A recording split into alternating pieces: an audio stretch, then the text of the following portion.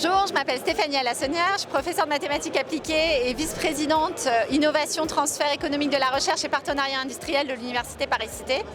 Je vais intervenir à Big ici pour parler de l'impact de l'IA sur le développement de médicaments et les essais cliniques. Ce que je pense qu'il est important de savoir, c'est que l'IA va intervenir sur toute la chaîne du développement du médicament, que ce soit du design de la molécule, de la protéine, jusqu'à l'essai clinique. Et on est en train de s'intéresser aussi sur l'apport de l'IA dans les essais cliniques. Alors il sera énormément impactant parce qu'on pense jumeaux numériques et donc bras de contrôle ou quasiment artificiels. On va avoir des petites cohortes qui vont demander des augmentations de données et donc on pense aussi à l'augmentation de données, création de patients artificiels complets.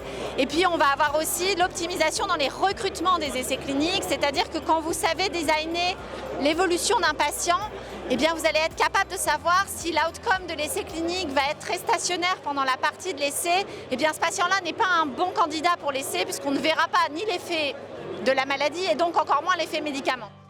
Si on a un patient très évolutif dans une phase qui évolue au regard de l'outcome, eh bien ce patient-là sera un patient extrêmement important à sélectionner pour véritablement voir l'effet médicament. Et donc tout ça, ce sont des processus qui sont soit en phase de développement pour certains, soit déjà possibles sur le marché.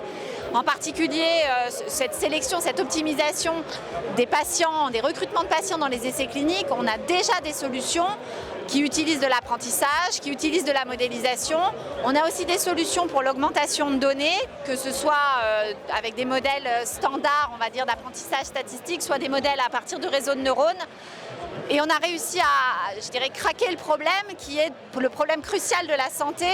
Qu'est-ce qui se passe quand on a un très petit échantillon? Alors très petit, on ne descend pas en deçà de 20 évidemment, hein. Les maladies extrêmement rares sont toujours très compliquées à gérer, mais par contre, si on a une cohorte d'une vingtaine ou une trentaine de patients, on est capable d'augmenter l'effet, de regarder ce qui se passe au regard de augmenter l'effectif artificiellement pour pouvoir voir des vrais effets sur les populations qu'on va considérer. S'il y avait deux sociétés que je devais mettre en avant qui vraiment utilisent ces technologies d'IA, d'apprentissage dans le cadre des nouveaux essais cliniques ou des essais cliniques du futur, je citerai Kernel, qui a mis en place la clinique du Dr Memo.